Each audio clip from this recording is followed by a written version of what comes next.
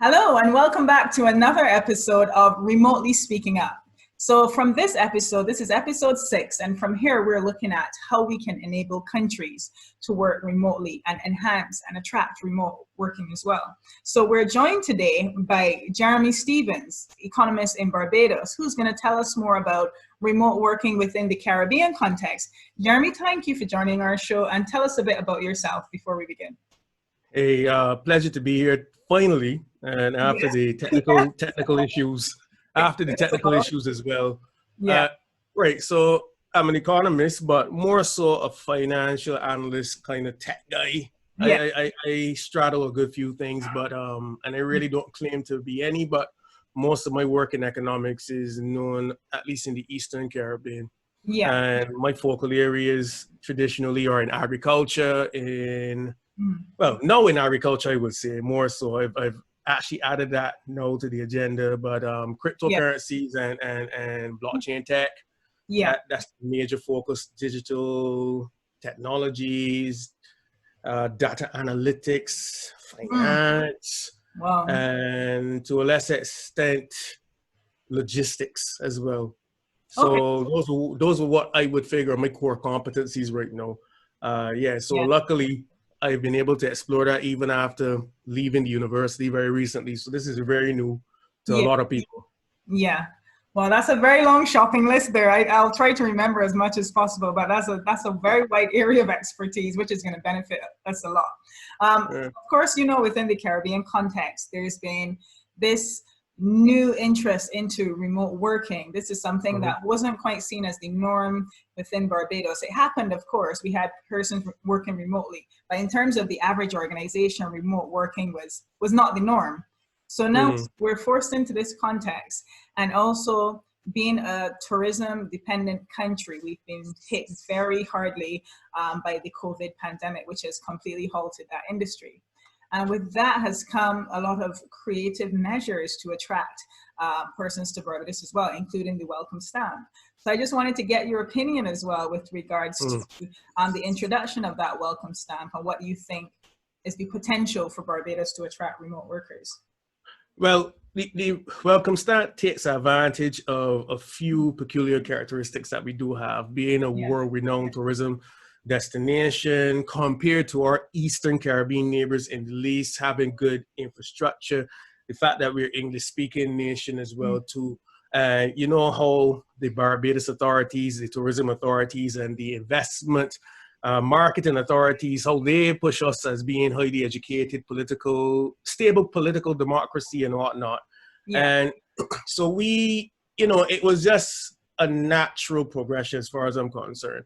I was wondering why we were taking so long, and I was elated to hear that within the EU there, Estonia was actually pushing a similar model way before we were.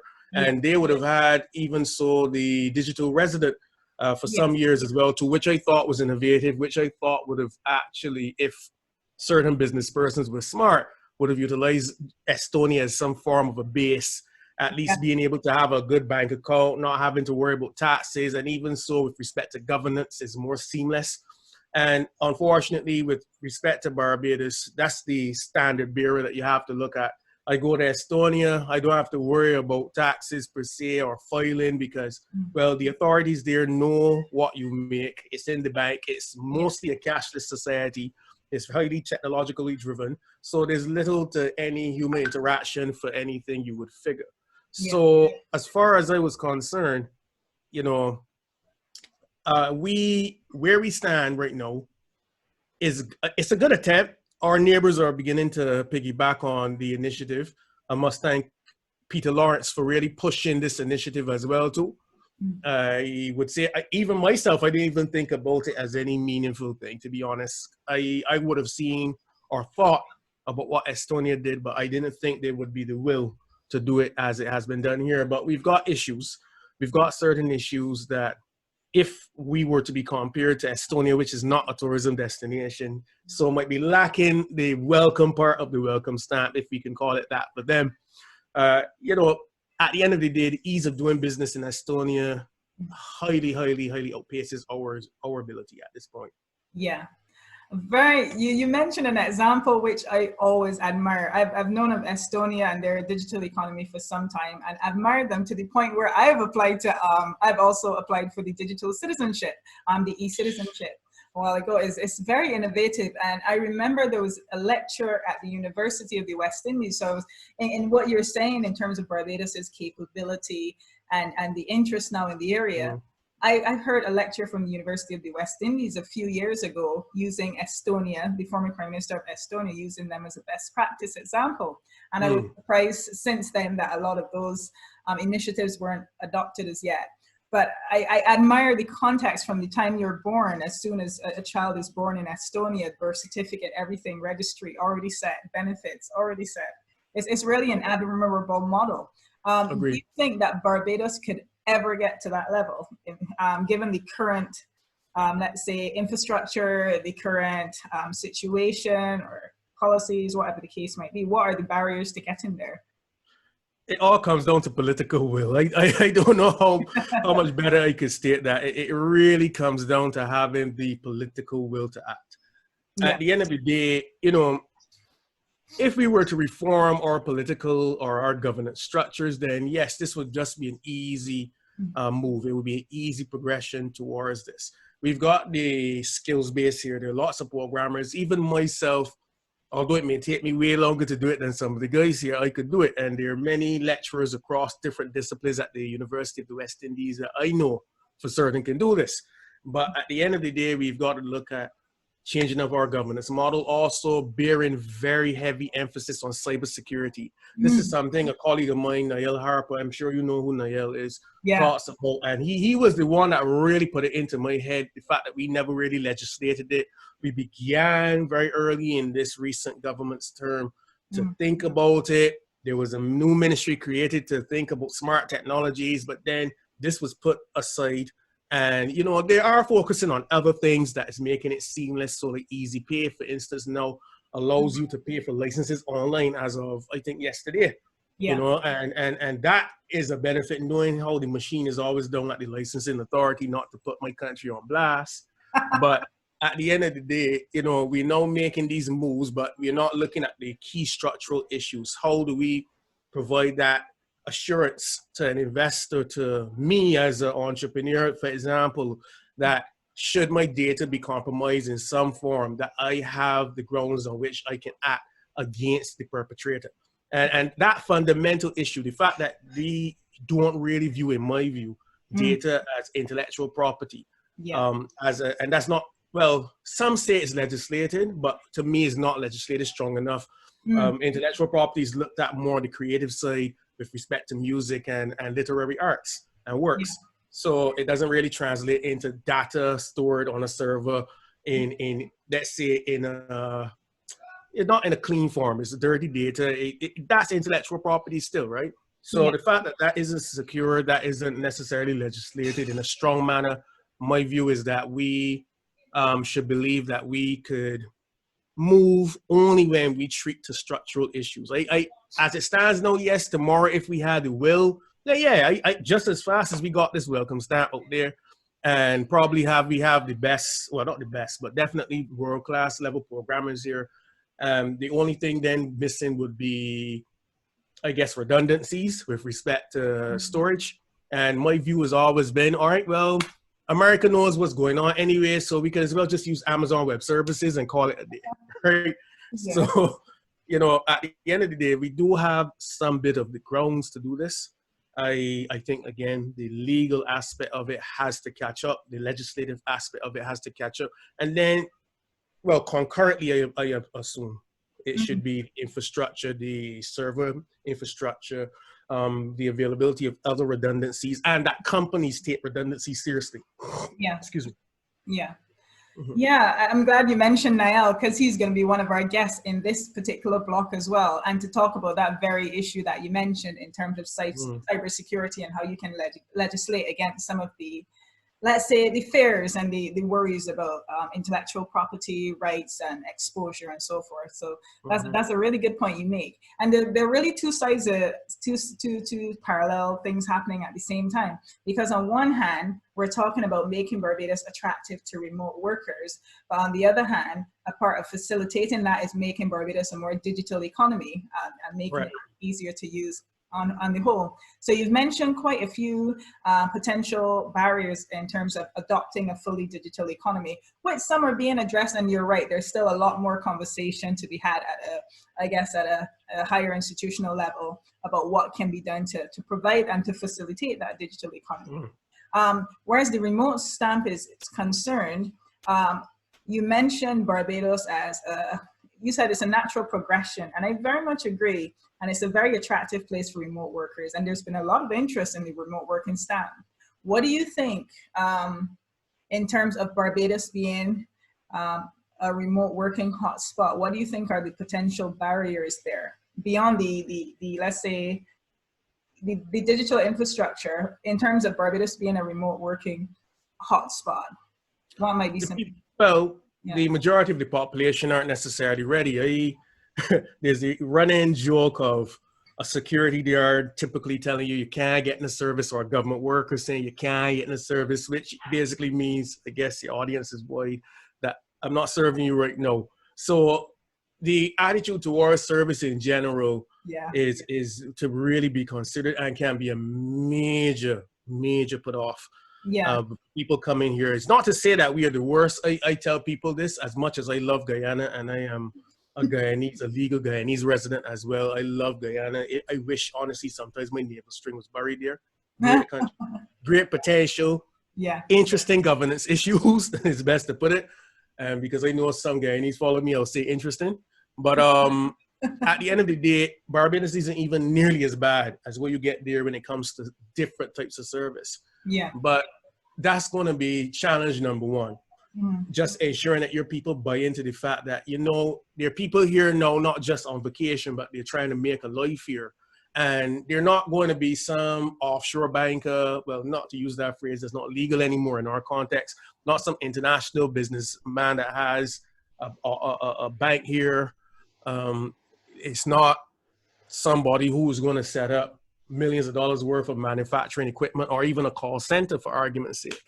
You're not going to have that kind of guy, because that guy typically will not be accessible. It's going to be somebody that looks like you and I, perhaps black. Typically in our mind, we think the tourist is white. And there's always traditionally that issue. And this is conjecture because I haven't seen the proof, but it's reputed that, darker tourists are treated differently when they come here. Simply, I don't know what it stems from. Maybe you should have a psychologist on the show to talk about that aspect. That's a good idea. I might consider it. Yeah, you should, because I am not qualified to say what I want to say. But at the end of the day, for me, it could be anybody, and the unsuspecting person, the Silicon Valley type, might not be walking around here. The guy who would wear the tear-up pants and look like he's about to play a guitar in the park and probably get high off of marijuana or something. That's the guy who's coming down here potentially with millions of dollars worth of business, and on site, people won't necessarily afford him the same level of service. But service must be service regardless. If money is going to be exchanged, you don't discriminate, And even if more money is going to be exchanged, you have less of a reason, as far as I'm concerned, to not discriminate as much against that person. Just saying. So service is going to be one of the major issues. And tied into that is also just tolerance of different cultures altogether. So traditionally in Barbados, we know the Brits, we know the Canadians, and everybody knows the Americans, but those aren't the only people who may be attracted to this. I have the, not authority, but the insight to know, for instance, that the Catition government would have been hunting, is a harsh word to say, but going after, let's say, the citizenship by investment business coming out of not just the Middle East. So they're going into the same Dubai, or they had been there before we were diplomatically, but they also established links with Bangladesh. Believe it or not, Bangladesh is one of the rising stars in Asia A lot of industrial money now is turning over. There's a new class of wealthy person coming up in Bangladesh who may seek to protect their wealth, but also there may be someone else or some types of persons who may be seeking thrills or just seeking to travel because they can afford to and still want to be in touch with what's going on in Bangladesh. Yeah. So I don't know many Bajans who know anything about Bangladeshi culture except for the cricket. You might know the Indian culture based on just how the history is of this region, where Indians have a significant influence and presence in the region, Indian descendants. Yeah. But Bangladeshis are a totally different sort of person. It goes even further to say that you could expect that kind of cultural clash with Middle Eastern persons, for instance. It could be also Asians. The fact, for instance, too, that Asians operate in general, and I know in England when you say Asian is different to how Americans say it. I'm saying it like how an American would say Asian. So I'm saying Chinese, Japanese, whatnot, and their own customs and your ability to integrate these persons into society. You have to be more willing and more open to different cultures being on the ground, or at least tolerant. You might not necessarily have to partake, but tolerance just says that is their thing, and I'm not going to discriminate against them because that is their thing. So it ties into service delivery. Yeah. And then tolerance, on the theme of tolerance, things to do with sexuality and whatnot are going to be heavily considered. We know about the big mistake that was made once the bill to officiate the welcome stamp was pushed to Parliament, and there was a glaring oversight on the part of government, which really spoke against homosexual couples and relationships. And in Barbados, it's still on the statutes, even though the change was made in that legislation that we still have anti-buggery laws. So you might be welcome, but just don't have sex. I'm just joking, but I'm saying that's how it can come across. Yeah. So that bit is a challenge that they need to clear up very quickly. They need to change the anti-buggery laws. If they haven't done that, I'm not aware that they have. I'm aware that they made a change with respect to the welcome stamp.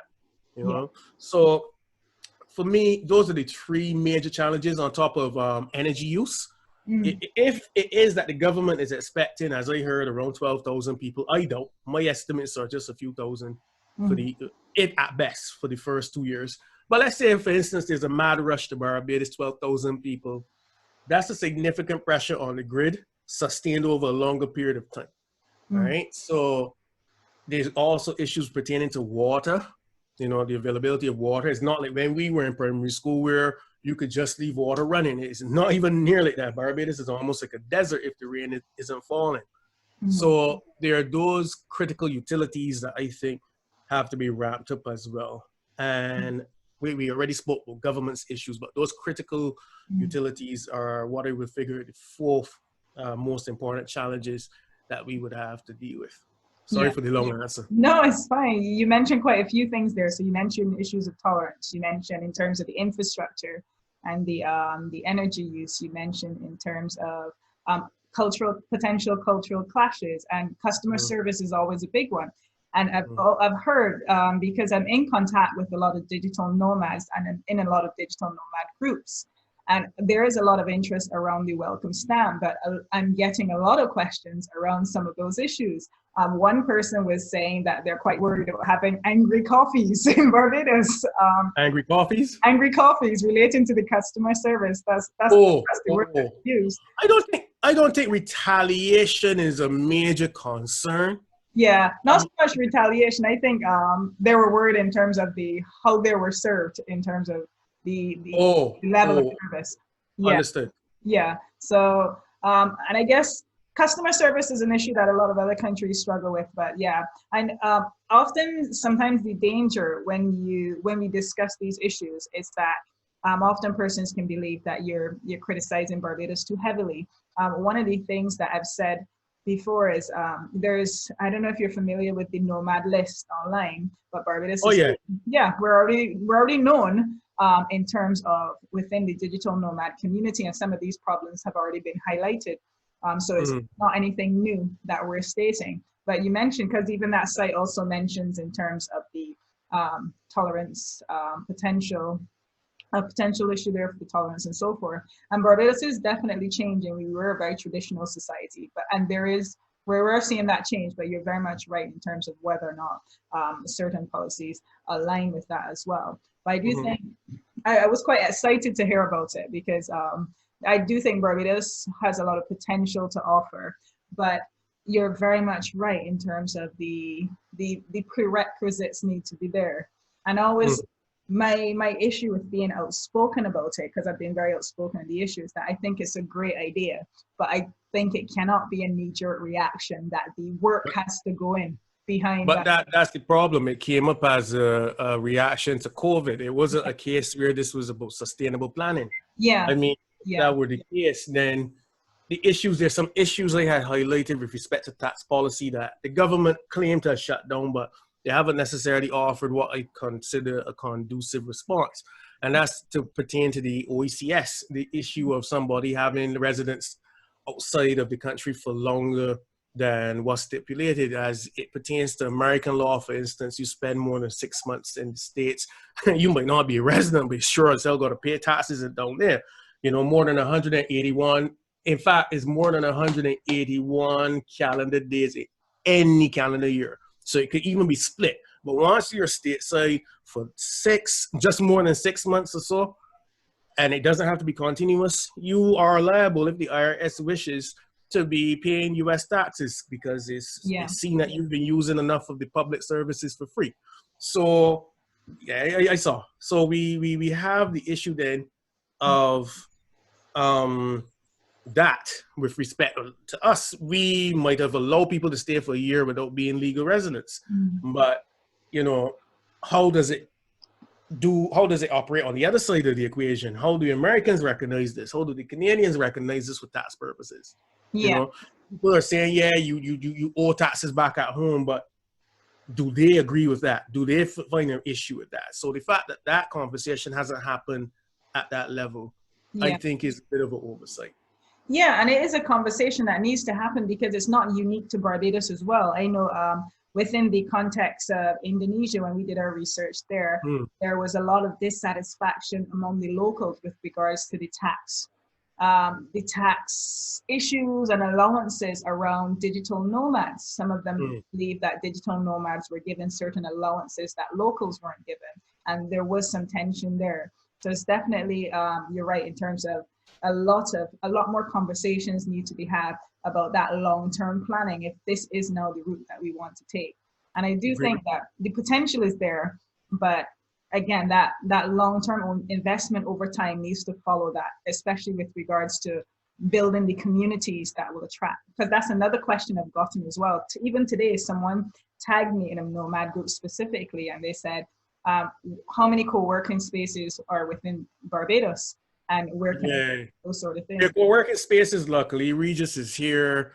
There's 10 Habitat. Yeah. And then you can do with your own synthetic ones. But you see, that's another thing. Like, there's the BIDC. The BIDC has properties that could be easily converted if the government has the will. A lot of properties that people owe lots of rent for. So the BIDC, I'm sure, would be glad to host certain people or certain businesses. So like, it comes down to ingenuity. But again, if I'm allowed to say, I just figured that the hype has gone. And yes, persons would say, well, this is the time that you put your head down and you work and you work and you work. And for me, that's fine. You can put your head down and you can work and be focused on the task at hand, you know, making sure everything is right. But you need to focus on buy-in for owners of properties to possibly convert the same way how you had this level of hype, not transcending, but really it kept its momentum up to the 2007 World Cup. So similarly, but people were being told over and over, this is your responsibility for the country. Nobody knows what their responsibility is right now for the welcome stamp, but all of us are talking. So the government has to continue that kind of messaging as far as I'm concerned. And then property owners would more than likely say, well, look, well, this person, not saying I want to put anybody out on the street, but, you know, I got a room here, a few rooms here. I could get some of these guys on. I could allow them to co-work here, whatever the case may be. Yeah. But I figure the messaging has gone dry. That's my view on the matter. Yeah, I think, especially with regards to the co-working centers, and Selwyn's another guest that we've spoken to. He's going to be on one of the later episodes. You mentioned 10 Habitat, which I think is a really good co-working, but also entrepreneurial communities. So I recommend to the person, I recommended 10 Habitat and Regis. In terms of Regis, I think Regis would attract a certain type of digital nomad or remote worker. And I think the conversations that needs to be had around co-working in general and co-working communities is how do you build very diverse types of co-working communities to suit very diverse remote workers? Because a lot of digital nomads that I've spoken to, they typically look for co-working spaces where there are a lot of social activities, where they might be near to the beach, there might be a restaurant on site, a yoga studio on site. There's a lot of developmental classes happening. So there's a lot that helps to integrate the persons that travel so they feel less alone. So I think Regis is one type of co-working community, but it will not attract every type of digital nomad. Certainly a lot of them that I've spoken to. Agree. So I think you're very much right in terms of the ingenuity around the properties. I'm really looking forward to more of that conversation. I'm sure some of those conversations are being had as well. Okay. Well, no, that's fair, man. But again, as I said, the messaging has gone dry. Everybody knows dealing with more legislative issues. The fact that Parliament has been suspended somewhat onto September. So like, although these decisions don't have to be made at the parliamentary level per se, because it's just PR, you know, propaganda, if you want to use that term, depending on which side of the fence you sit on. For me, it's just a case of, you know, a cabinet making a decision and ministers executing on those decisions. But as a priority, I just think on our side, we have to have as much of an interest in what's going on, what potentially can happen. And that can translate, I believe, at least to incremental improvements in service. I have lived to see, you have lived to see, we are lucky to be young enough and to be born in this time and still be in the earlier stages of one's career, and to see how quickly with the right motivation people can change their working habits and belief. The fact that government could institute these plans so quickly. I've never seen legislation turn out this quick in my life. Never. I don't know who drafted this 13-page legislation. I've never, in fact, I've worked on legislation in the past. I've worked on it, and there's been all these additional rounds of correspondence. This thing went through one time mistakes and all, as we discovered. And that's one. And then the fact too that their delivery services in Barbados now widespread. Has been rolling out delivery services, which should be, you know, advantageous or to the interests of the new new digital nomad who's moving here for a bit. You know, and e-commerce platforms now are being pushed, but the banks have been slow in making known to the public their options. But the joke is that depends, because, for instance, if we are to consider Ross, the medical university that is here, and their students to be of a similar type, might not be as wealthy, but a similar type of profile to the average digital nomad out there, young, tech savvy, and, you know, one of the other extra features would like a little bit of convenience at the best possible price. Then it means that at least one bank I know here has facilitated m-commerce to a point, because you could use, what was it again? You could use, what do you call this thing on Apple again? I'm forgetting it, and I use it normally. Basically, Apple Pay. You can use Apple Pay. You can use Apple Pay where most of the most of the Ross students live here. You can go to the supermarket and use that. And you can use it at Massey, and you have to use, or the company has to be using RBC's, Royal Bank of Canada's point of sale terminals. So that technology is available in Barbados as well, but that was never well advertised. I happened to find out about it by being malicious one day. And seeing somebody using it, and I was like, oh, sense. So like the motivation, the incumbents here, the institutions here have the ability to act. It's all about getting them the right motivation, however. That's my view. Yeah, I agree. And we haven't mentioned one of the big ones as well, widespread internet right across the island. Agree. Right now, I think in Barbados, we have internet concentrated mainly in the densely populated areas of, let's say, our tourist populated areas in terms of the South Coast and the West Coast. Whereas I think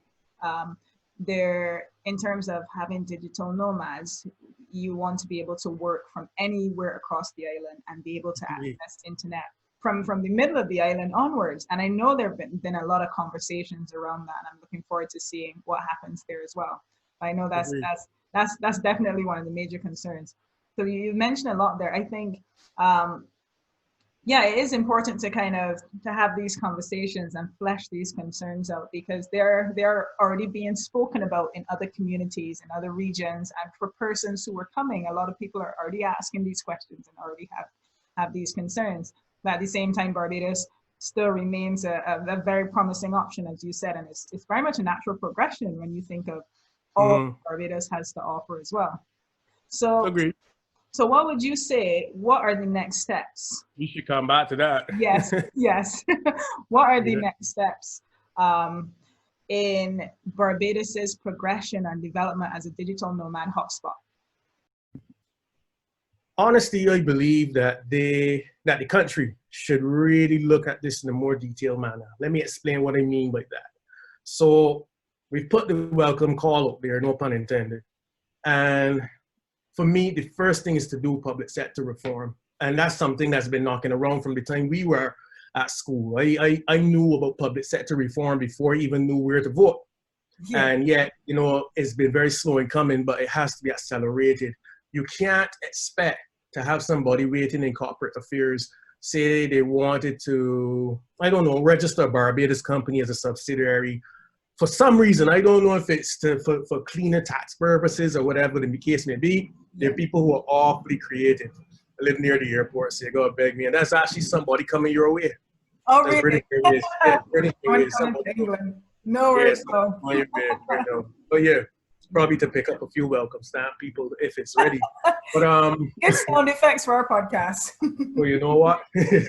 But what I'm saying, so the thing is that, you know, say somebody needs to go to corporate affairs, but I would imagine that you don't want them standing up in a line, and that they could easily just file their annual returns online and not have to go down there and slog through the long lines. Because, you know, what's endemic to Barbados is very long lines.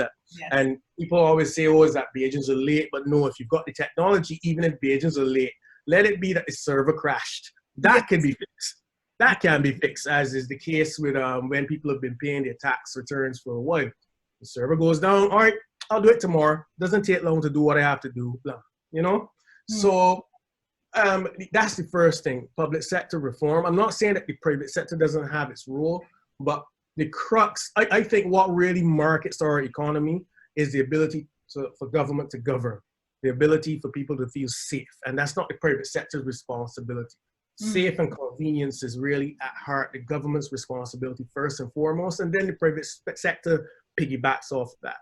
So the private sector can do its bit with respect to training. I will say that I've seen evidence of people being a little more aware of how to utilize technology. I've never seen such a big uptake yet. So that makes me feel even prouder of the possibility of customer service being, if it's once pushed as, you know, a priority in the way that technology or technological inclusion was pushed a few months ago in the height of the pandemic, then, you know, I believe that people might see the call to action to do more as being more important to them, or let's say that their jobs typically do depend on it. Because I honestly believe that the issue has been in our culture that people don't see the linkage between how do I get paid and my level of customer service.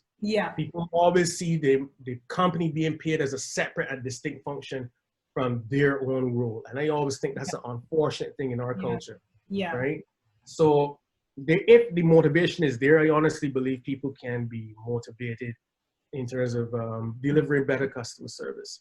I believe too that the telecommunications companies, if they're motivated as well, should probably do a greater rollout of bandwidth. Now, yes, we've got connectivity throughout the island, but it's not consistent. Who's to say that? And I already heard a story of a young couple. It was on a show. These guys were expats in their mid-30s. And they were looking to rent somewhere on the West Coast for 2,000 Barbados a month and 2 bedrooms. And on top of the fact that that sounded strange as hell to me, right? Because I don't know where you can find, even in Sunset Crest, with those little houses, you know, I don't know where you can find a wall house, for instance, or what we refer to as a wall house and not a boarded house, that you can get 2 bedrooms, 2 bathrooms, and, you know, 2,000 Barbados dollars a month, 1,000 US. So like, let's say that in an ideal scenario, they decided, all right, let's live somewhere more central or more so in the east, where rental costs should be in theory lower, especially if you're not near the beach. All right. So the problem, however, is that there's a trade-off. They won't be able to do their work as successfully. And if you're budgeting just $2,000 in rent in Barbados, you sure as hell don't want to pay gas prices. And our bus transportation system, it has improved. Huh? I'm seeing a lot more buses on the road. There's white buses now, Portia. Believe it or not. They're white buses. They're white I'm looking forward to seeing them. I haven't seen them. They just look like the old Johnston carriages that they had, sometimes coaches that they had, but a smaller version. But nonetheless, like, that's improved somewhat. Garbage collections improved somewhat. I'm saying that should be better maintained as a priority. I'm also saying that we should probably look at our energy sustainability a lot more seriously. Now, if you're going to attract a millennial, or even there might be some Generation Z guys down there doing some major work, all I know, because Generation Z should now be turning like 21, 22, thereabouts, 23. So, and these guys are a little more environmentally conscious, and they come to an island where everybody just burns fuel. Yes, we have the highest incidence per capita of electric vehicles in the world, but in a small country, that's probably what 100 people is so much. It's not necessarily overwhelming or encouraging. And as part of that, then the policy that our government has to make Barbados an energy sustainable and sufficient place, self-sufficient place by 2030 has to be pushed forward in the agenda once more, even if it means contravening or upsetting our local utility Emira here, right? So that has to happen, and that helps us to be sustainable on the back end. We cut foreign exchange leakage, and we grow foreign exchange by having more and more of these persons choosing to work here. Of course, then another thing which is a bit more transient is the whole incidence of observing social distancing and what that has meant. Entertainment has been somewhat challenged, especially if it's a certain type of entertainment. I won't go as far as to say what I mean, but a certain type or class of entertainment, I should say. That's been challenged, and the COVID-19 group or authority, if I could call them that, have been actively shutting down these things. And what I do know is that digital nomads are young and want to go somewhere, and they want to see active lifestyle, active nightlife, especially if they're not coming with family. You cannot have Barbados as quiet as it is right now with a welcome stamp. So there must be a compromise, and it then means that the private sector has to prioritize. Although I can say that large establishments have been doing so. Everybody has to establish social distancing protocols very seriously. So, sorry. Go ahead, sorry. No, you told me it was 3, right? I guess that was 3. I almost lost on. That was amazing. You gave so many points there, food for thought, and really relevant points. And just, you really emphasized the need to have an overall long-term plan that involves the partnership of different sectors and different areas of society. And one of the things I keep saying is with regards to that, having that public and private sector partnership, but also having some sort of roll-up plan to help make let's say the larger population aware of the impact of introducing these measures and introducing the welcome stamp. Because I think a lot of people, in terms of the welcome stamp, they've heard about it being introduced, they see it as an interesting idea, they get that it's bringing tourism in, but I don't think sometimes, like, a lot of the other issues around that or the impact around that has been fully considered. So I think in making the population more aware of their role as well, beyond just not just good customer service, but actually beyond interacting, beyond with regards to the digital skills, the internet, making the internet more available in their establishments, has a lot to do with it. So I do think I'm looking forward to hearing more about the interaction between the different institutions, the public, the private sector, but also their interaction with the general public as to what can be done. So thank you so much. That is so much food for thought. We're just out of time now. So I thank you for all of the information that you shared. And of course, you cannot get away without sharing your interesting travel story with our friends. Yeah, man. So I didn't have a funny one. I don't know if it was funny. It depends on who's listening. So I once traveled from New Zealand ill. I had no idea what it was that I had. Later on, once I returned to Barbados, I figured out it was a very nasty bacterial infection. And I traveled to Singapore, stayed in Singapore for 2 weeks for this thing. But I kid you not, I can remember leaving Singapore and I went on to Tokyo to spend a week in Tokyo.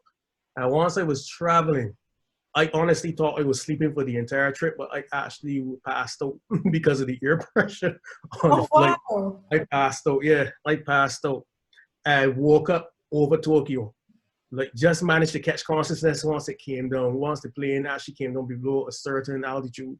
I don't know which one it is, but I actually felt life come back to me then. So that was a strange vacation, man. It wasn't a vacation. It actually was part of a speaking tour / study travel that I had, study and travel that I had. So I did some speeches though in New Zealand. I did some in Singapore. I did some in Tokyo as well. And ended up in Silicon Valley, which to this day is the best trip I've ever had in terms of... It sounds amazing. No, it was a lot of knowledge. As I tell people, I value knowledge above all. Yeah. Even sometimes my own health, which is bad. But I value knowledge for some reason is the main thing I value in life. Yeah. So the fact that I got to see 4 diverse cultures in a short span of time made me understand how insignificant yet important my own culture is to me. You know, there's space for all of us and all of our lifestyles. So it makes no sense being intolerant, right? Yeah. You just have to know your lane, know what you are going to do, and not place any expectations on someone else who had a very different circumstance. But, you know, if I don't know if my blood pressure might have risen or something as time went on, but let's say if I did not wake up between Singapore and Japan, I would not have gotten to appreciate that lesson, I must say. Wow. Wow. That's really interesting. And I always see that as the value of traveling. Just, it really expands your perspective on things that you consider to be held truths and held norms. Traveling really challenges and pushes back against that. And I know I've had that as well. It also makes me not trust governments right now with COVID, because I don't know how I managed to creep through 3 countries with a fairly nasty bacterial infection.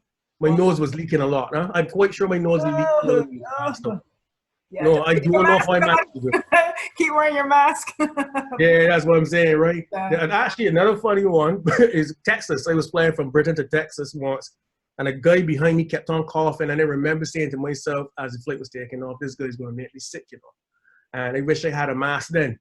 Yeah. I spent my entire New Year's Eve in Texas sick as a dog. I couldn't even celebrate New Year's Day, New Year's Eve. My entire stint of my vacation in Texas, knocked out. Oh, my God. That one guy coughing like nobody's business, hacking up. And that's why I started wearing masks before COVID on flights.